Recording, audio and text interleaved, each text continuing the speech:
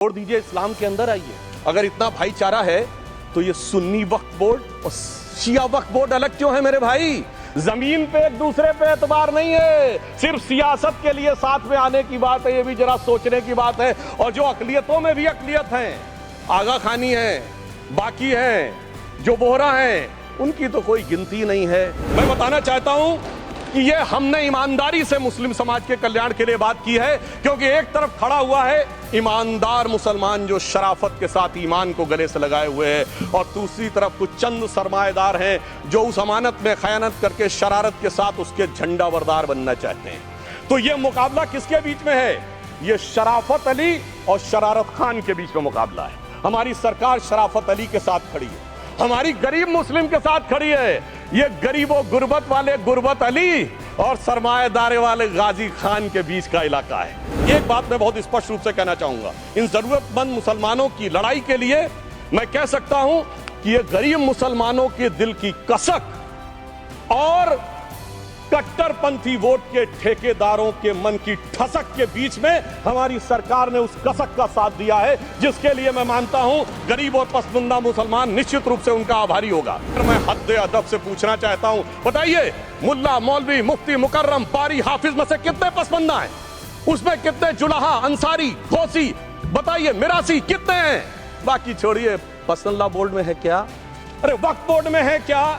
इसीलिए मैं कहता हूं खुद मियां फजीहत, दूसरों को नसीहत।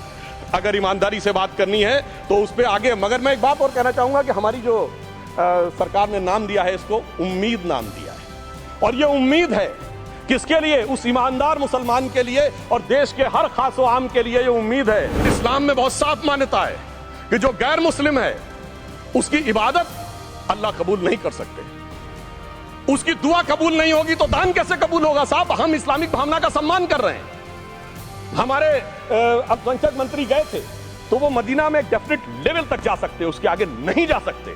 अगर इबादत की इजाजत नहीं है तो साथ जायदाद की इजाजत कैसे हो सकती है? मुस्लिम भावना का सम्मान है।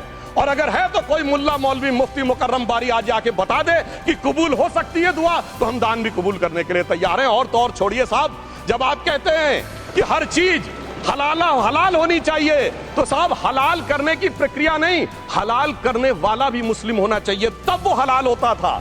इस्लाम में जो काफिर से ज्यादा मुशरिक और शिर्क को बुरा माना गया, नहीं जो भगवान को माने ही नहीं।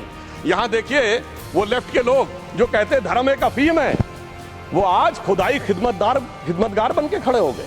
सोचिए कैसा बदलाव आया है। और सर, मुझे एक और चीज नजर आती है। एक पुराना गीत था, वक्त ने किया क्या हसी सितम। तो आज मैं कहना चाहूंगा, वक्फ ने किया क्या हसी सितम कि मुस्लिम लीग और शिवसेना मिलके हो गए हम। और मैं कहना चाहता हूं, ये मुस्लिम लीग वो है जिसने सेपरेट इलेक्टोरेट की मांग की थी, और इस शिवसेना के उबाटा के हमारे इस सदन के एक सदस्य हैं। और सर, हमारे साथ मुरली जी बैठे हैं। मुरली देवड़ा जी ने मुझे याद दिलाया, उन्होंने, मिलिंद देवड़ा जी ने याद दिलाया, उन्होंने कहा एक जमाने में उन्होंने कहा था मुस्लिमों की नागरिकता छीन लेनी चाहिए।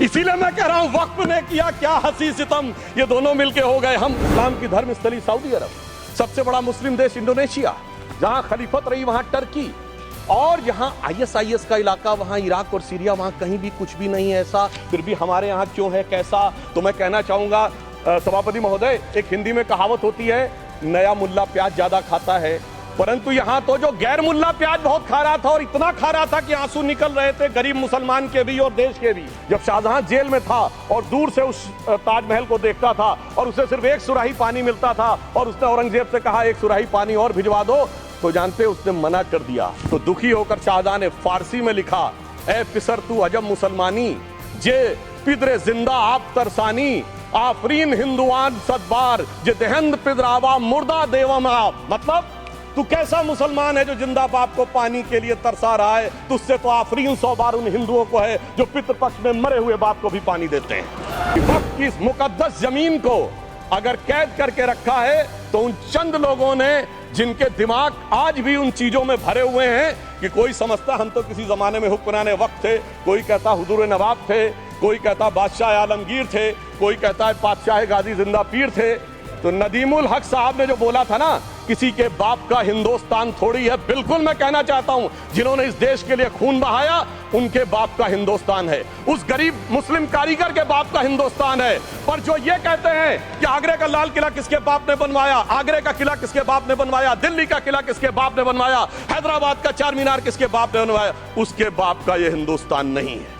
और उसके बाद भी जो आप करना चाहते हैं, अगर इस रास्ते में आप कांटे बिछाना चाहते हैं, तो उनके लिए एक लाइन कहना चाहता हूं, सभापति महोदय, तेरी तमन्ना है पर हम खार न बोने देंगे, खार कांटों को कहते हैं, तेरी तमन्ना है पर हम खार न बोने देंगे, तुझे हम राह की दीवार न होने देंगे, तू सबको रौंद कर आगे जो निकलना चाहे, हम तेरी इतनी भी रफ्तार न होने देंगे। मैं बताना चाहता हूं कि जब आजादी मिली उसके बाद क्या किसी ने डिमांड किया था कि हमें वक्फ बोर्ड चाहिए?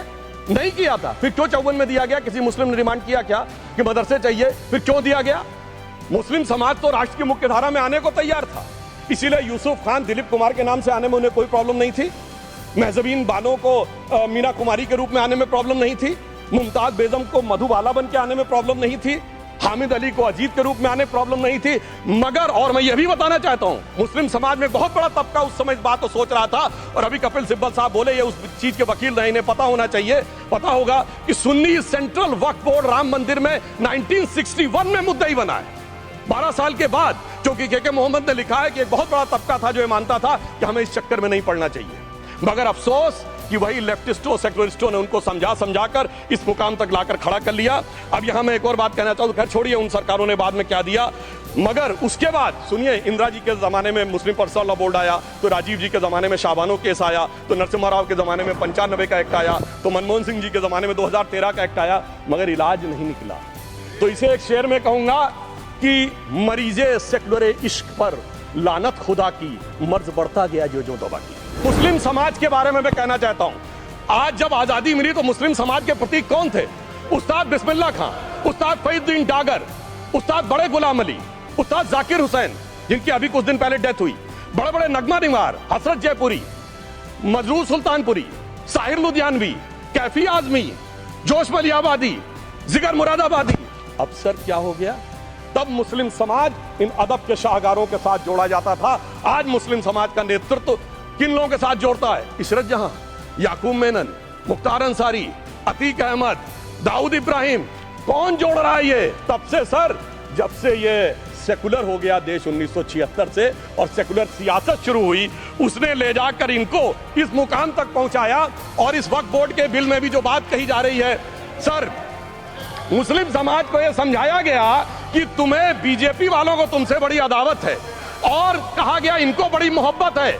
जब यह देश आजाद हुआ, मैं उत्तर प्रदेश का रहने वाला हूं, उत्तर प्रदेश में 1931 की सेंसस में 8% रेट ऑफ डेथ थी, और सैयद मुसलमानों में 24% थी, यूपी की ब्यूरोक्रेसी में 20% थे। आज कहां चले गए सब?